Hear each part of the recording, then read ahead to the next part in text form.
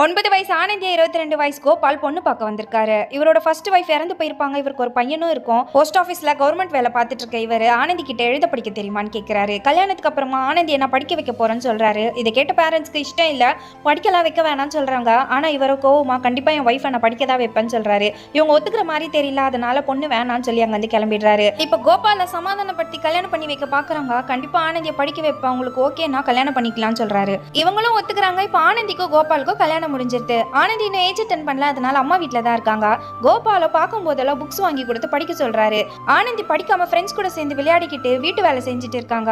ஆனந்தி விளையாடுறத கோபால் பாக்குறாரு. படிக்காம இவங்க இப்படி இருக்கிறதால இப்ப கோவப்படுறாரு. பேரண்ட்ஸோ பொம்பளை பொண்ணு படிச்சு என்ன பண்ண போறா, படிக்க வச்சீங்கன்னா யார் கூடயாச்சும் ஓடி போயிடுவான்னு சொல்றாங்க. இதை கேட்ட கோபால் கோவப்பட்டு என் வைஃபை நான் கண்டிப்பா படிக்க தான் வைப்பேன்னு சொல்றாரு. அப்படி அவ யார் கூடயாச்சும் ஓடி போகணும்னு ஆசைப்பட்டா கண்டிப்பா போகட்டும் தான் விடுவேன். இவ படிக்கிறதுனால உங்க கலாச்சாரம் ஒண்ணு கெட்டு போயிடாதுன்னு இப்ப அங்கிருந்து கோவமா போயிடுறாரு. ஆனந்திய கோபால இப்ப சமாதானப்படுத்தணும். நைட் தூங்கிட்டு இருக்கும் போது இவங்க படிச்ச டேபிள்ஸ் எல்லாம் போய் சொல்லி கட்டுறாங்க. கோபால ஆனந்தி கிட்ட எதுவுமே சொல்லாம அங்க வந்து கிளம்பிடுறாரு. இதனால ஆனந்தியும் டெய்லி படிக்க ஆரம்பிக்கிறாங்க. இப்படியே சில வருஷம் போகுது. ஆனந்தி ஏஜ் அட்டெண்ட் பண்ணிடுறாங்க. இந்த விஷயத்த கோபால் கிட்ட சொல்லி வர வைக்கிறாங்க. அன்னைக்கு நைட் ஆனந்திக்கும் கோபாலுக்கும் ஃபர்ஸ்ட் நைட் ஏற்பாடு பண்றாங்க.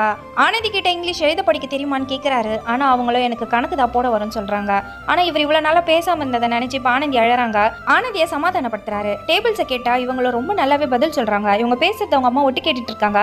அதனால இப்ப அவர் கட்டில ஆட்டிக்கிட்டே ஆனந்தி கிட்ட பேச்சு கொடுக்குறாரு. கோபால் நினைச்சதை விட ஆனந்தி டேபிள்ஸ் எல்லாத்தையும் ரொம்ப கரெக்டா சொல்றாங்க.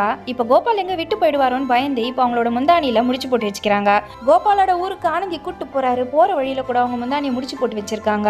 ஆனந்திய புக்ஸ் எல்லாம் வாங்கி கொடுத்து படிக்க சொல்றீங்களே, என்ன ஸ்கூல்ல சேர்க்க போறீங்களான்னு விளையாட்டா கேக்குறாங்க. இப்பதான் கோபாலுக்கு ஆனந்திய ஸ்கூல்ல சேர்க்கணும்னு நினைக்கிறாரு. கோபாலோட பெரிய மாமனார் இறந்துட்டதா தந்தி வந்திருக்கோம். இப்ப இவங்களும் இறுதி சடங்குக்கு போறாங்க.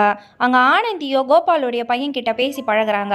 சுடுகாட்டுக்கு போற வழியில அங்க ஒரு கேர்ள்ஸ் ஸ்கூல்ல இருக்கிறத பாக்குறாரு. ஆனந்தி எப்படியாச்சும் இங்க சேர்த்து விடணும்னு நினைக்கிறாரு.